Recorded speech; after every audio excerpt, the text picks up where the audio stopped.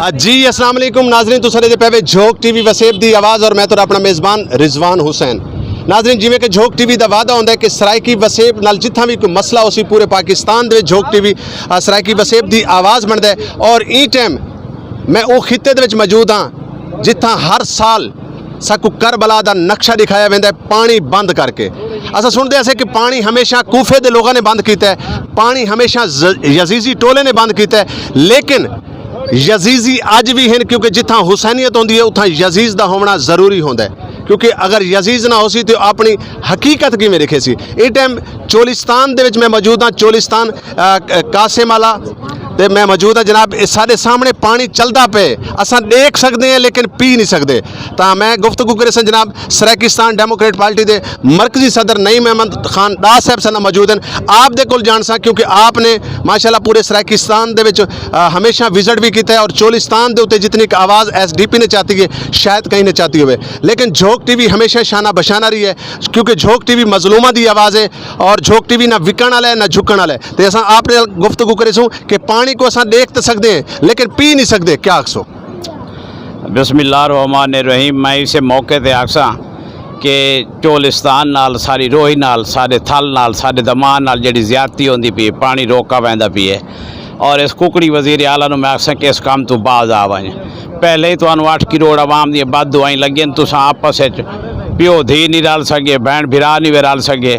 तो हुण चंद ॾींहं दी तुहाडी हुकूमत आई और तुसां जिहड़ा करबला दा मंजर बना दिता साडी रोही दे विच चोलिस्तान दे विच। असां मंजर जिहड़ा तुसां पानी छोड़न वाला ड्रामा कीता है, असां उस वक्त तक एहतजाज बंद न करे सूं जब तक मुकम्मल टैलां ते पानी ना पहुंची। और उस तो बाद जिहड़े टोबे हैं पे वो चोलिस्तान डिवेलपमेंट अथॉरिटी जिहड़े करोड़ां दा फंड लैंदी है उस चोलिस्तान डिवेलपमेंट अथॉरिटी नूं चाहीदा है साडे हर साडे टोबे दे उत्ते पानी पहुँचावें। और मैं हकूक इंसानियत की तंजीम नूं भी इस फोरम तो इल्तजा करे इल्तजा करे सा कि हकूक इंसानियत का मतलब ये नहीं भी कुत्ता मार वजे तुहाडे पासे बिल्ली मार वजे तो वह हकूक बन वहींदा है, लेकिन इत्थे इंसानी जाना दा और जानवरों का नुकसान पिया होंदा है। खुदारा ए उत्ते नहीं मोहम्मद दास साहब हमेशा क्योंकि झोक टीवी ने हमेशा मजलूम कौम की गल की है तो मैं समझदा पाकिस्तान दे विच इस टाइम सराइकी कौम तो वड्डा कोई मजलूम कह नहीं। लेकिन आज मैं एक बड़ा तलख सवाल करना चाहता अपनी सराइकी कौम नाल कि क्या 72 साल तो असा गुलाम दर गुलाम रासूँ, कदन जागसूँ, कदन सराइकी कौम के नौजवानों को उन्होंने हक मिलसी, कदन सराइकी कौम को मतलब हिसाब मिलसी, सुबह सराइकिस्तान का कयाम थी सी। क्या आखसो इस टाइम के सराइकी जमात जी हैं सराइकी कौम परस्त जिहड़े हैं वो एक फोरम ते इकट्ठे होंदे हुए नज़र आते पैन?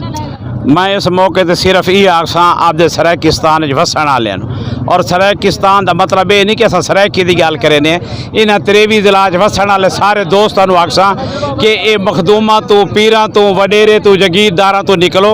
और SDP राणा फराज अहमद नून की क्यादत फैसला कर चुकी है कि आने वाले इलैक्शन के हर जगह पर अस अपने कैंडीडेट खड़े करे सूँ।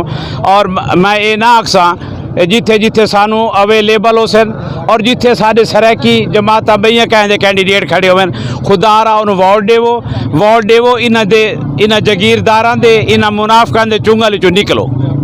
जी नाज़रीन, सर नाल एक नौजवान लीडर मौजूद है कि जिन्हें हमेशा नौजवानों की गल की है, यूथ की गल की है। तो मैं उनके नाल गुफ्तगू शुरू करने तो पहले मैं ये कुछ आखसा कि मेरे दिल में दर्द सराइकी दा, मेरे दिल में दर्द सराइकी दा, मेरी हर ताबीर सराइकी दी, मैं पुत्र ते वीर सराइकी दा, मेरे सिर ते माँ का कर्जा है, मैं पीता है खीर सराइकी दा। मेरा मौजूद है अजहर मुराद साहब, मैं आपका शुक्रगुजार हाँ कि आपने अपने कीमती वक्त जो साकू टाइम दिता सर को। असा तुहाडे कोल जान सो कि इन टाइम हैड कासिम वाले ते असा मौजूद हैं, लेकिन सराइकी वसेब दे नाल सराइकी कौम दे नाल हर तरीके की वांझ की वेंदी है। कई टाइम तो साकू कोयटा दे विचों सराइकी मजदूरों दी लाशां चावणियां पाउंदियां, कई ले सराइकी गैंग का नाम दिता वैंदा है, कई ले साकू सारा पानी बंद कर दिता वैंदा है। तो क्या आखसो इस बारे?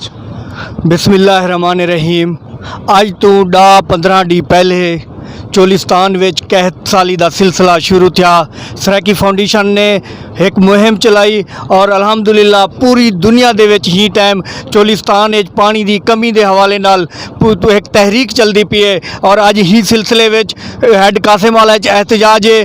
गाल दरअसल ये है कि एक नहर जेड़ी इतू रोही चू गुजरते अगी दे एक अशरफिया मखदूम ब्यूरोक्रेसी को पानी तो दिता वेंदा पे, जेड़ी पट्टी दे विचों नहर गुजरती पई है उत्थों दे लोगों को प्यास नाल मारिया वेंदा पे।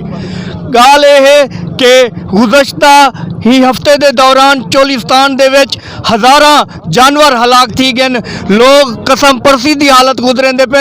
हुकूमत दियां जेड़ा इमदादी सरगर्मियां सोशल मीडिया दे देखदे पियूं वो सिर्फ एक ढूंस हैं और अमली इकदाम इहो होसे कि चोलिस्तान दियां नहरां फोटाबाद तो गिनते कोट सब्जाल तक जितनियां भी हैं उन्हें कुछ सालाना बुनियादें दे चलाया वजे, क्योंकि रोही च पानी होसे जिंदगी होसे और रोही दे जिंदगी दे नाल साडा पूरा पाकिस्तान चलदे, पूरे पाकिस्तान दी पूरी दुनिया दी लाइफ स्टॉक इतों पैदा थींदी है।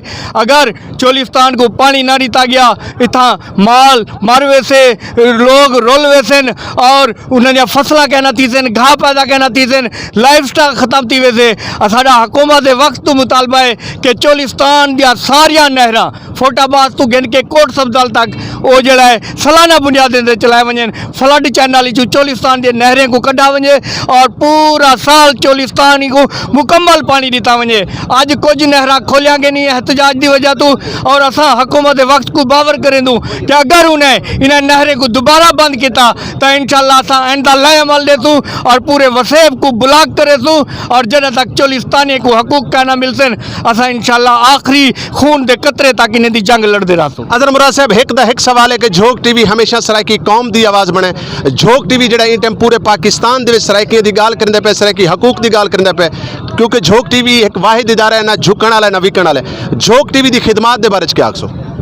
देखो सही सोशल मीडिया का दौर है, बाकी चैनल काबिल एहतराम हैं, उत्था खबर चलती है अच्छी तो गुजरते चली वेंदी है, लेकिन जेड़े सोशल मीडिया के चैनल हैं वो साडी आवाज़ हैं और जेड़ा साडी आवाज़ है वो साडे वास्ते सिर रखी दे उनको सत सलाम। और मैं इस मौके पर झोंक टीवी को सत सलाम पेश करे सा और सारे दोस्तों तो गुजारिश करे सा कि यूट्यूब के वंजते झोंक टीवी को सबसक्राइब करो। झोंक टीवी के उत्ते तुहाडी वसेब की गाल की वेंदी है, तुहाडे हकूक की गाल की वेंदी है, वसेब की महरूमियत की गाल की वेंदी है और वसेब झोंक टीवी को सबसक्राइब करके इनको मजबूत करो ताकि असा पूरी दुनिया दे विच सोशल मीडिया के जरिए असा अपने हकूक की गाल कर सको। जी बहुत शुक्रिया, बहुत मेहरबानी जी। खवातीन हज़रात से नाल गुफ्तगू करने पैन अजहर मुराद साहब।